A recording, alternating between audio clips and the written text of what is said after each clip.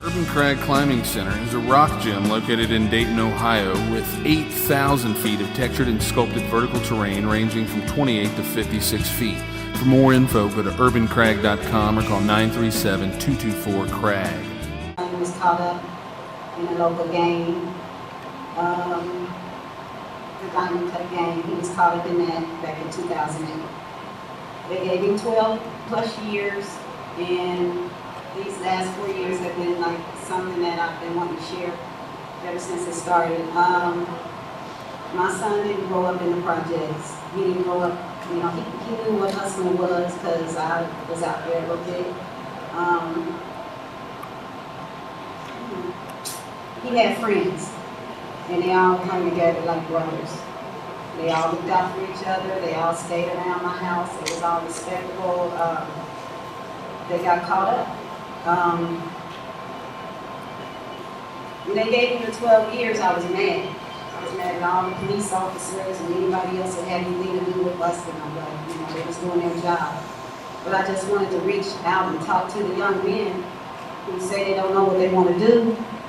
I know you don't want to sell drugs. I know you don't want to kill folks and go to prison, because my phone conversation with my son when he calls is always, Mom, has anybody called and asked about me? Did anybody drop any money off for me? He don't get letters no more. He don't get, visits. He's just waiting. So I'm going to tell.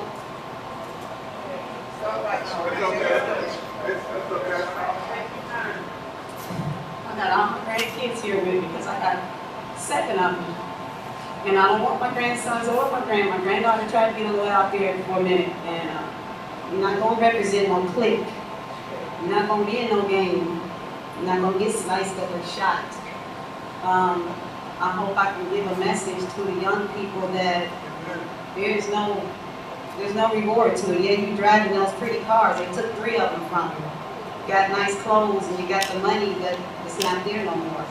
And like I said, you don't get a call, you don't get a visit, you don't get money or nobody asks unless I run into them. I will hope that my message today will be for young people to think about going to school. You're not going to be no nerd or no square. You don't have to prove nothing to nobody.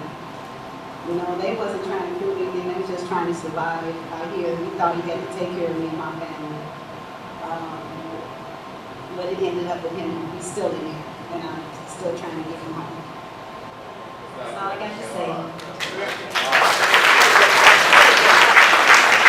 Hello, everyone. I really wasn't planning on saying one word here. I came to see Sheena Avery speak, but y'all got me to thinking. I'm a former radio announcer at U92 and a former radio announcer at WDAL back when it was an FM radio station. And I'm very interested in this topic because I haven't heard anybody mention about the trickery that's involved in this.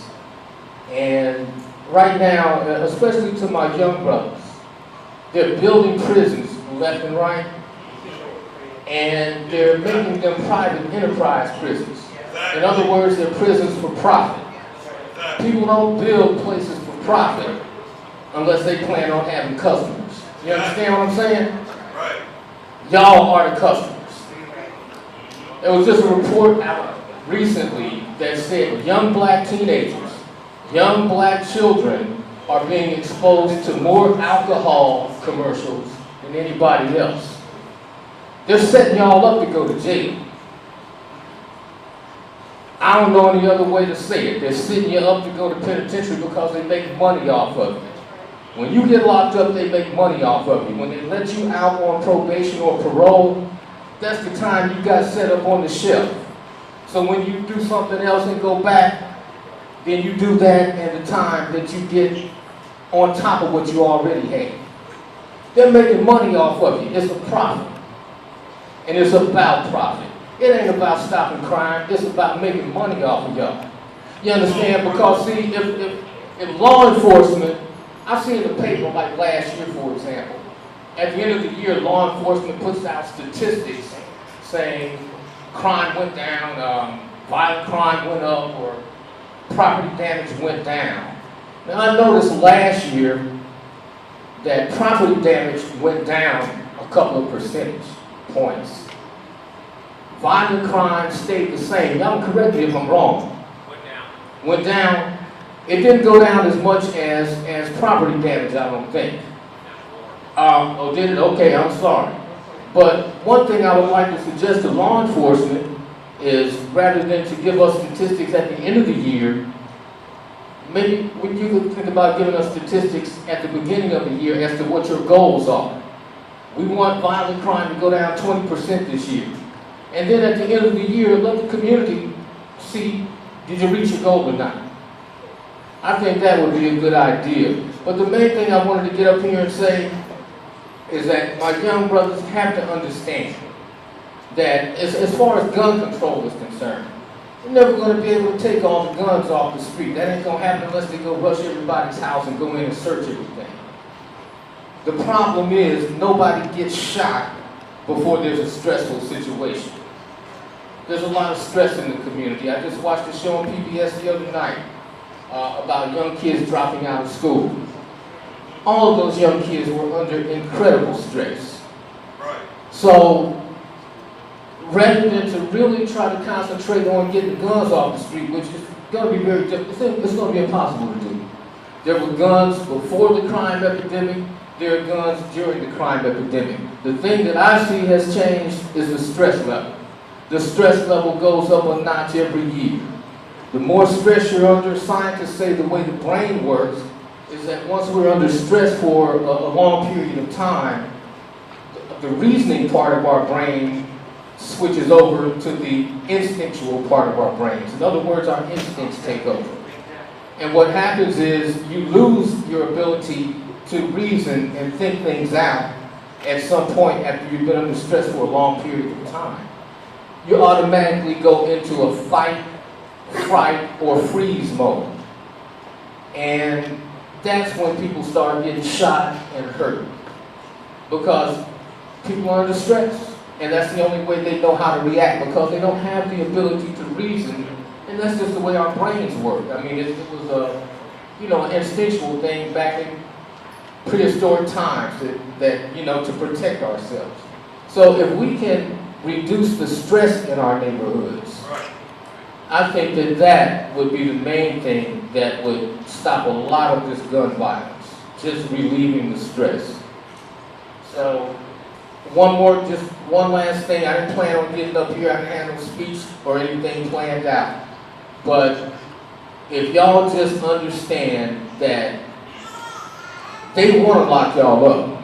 They want to lock y'all up because they make a profit off of you when you're in the penitentiary and in the county jail. They make money off of you.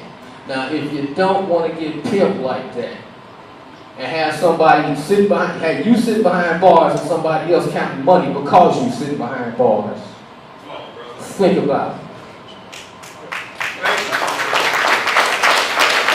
Sheena Avery, you came out here tonight to speak. You told me, your son's got 10 years. 12 years, I'm sorry. What else, if you spoke about some of the pain that's caused you and his family, people, dropped out, aren't here for anybody anymore, friends, got real scarce. Yes. Yes. You also told me, had also talked about just the way that people who are labeled gangs, do you think things like this event tonight help more understanding, or exactly how do you feel about it? I would hope that more younger people would have came out, more young men would have came out, because I was looking out in the audience and I seen young men, but I didn't see enough where we need to reach out to them, because where they think they have a partner or a friend, a compadre, or what you want to call it, they don't. And I want to let them know that, because my son, and that's what somebody was in here asking me, one of the reporters, they said, well, nobody calls you or brings money over? No, they don't. So I would suggest that, just like I said up there, it was a lot more I could have could have shared as far as what happens when you are into gang violence. You know, I just could have elaborated a little more. Do you think they're unfairly labeling groups Some of them, gangs in the city? they are. I do. I believe that. Because I was mad when they labeled them a gang, because they was just a bunch of little guys running around. Yeah, they was selling drugs and doing music, but gangs shoot up places and rob people and do stuff like that. They was too busy trying to get their next car or get their next outfit.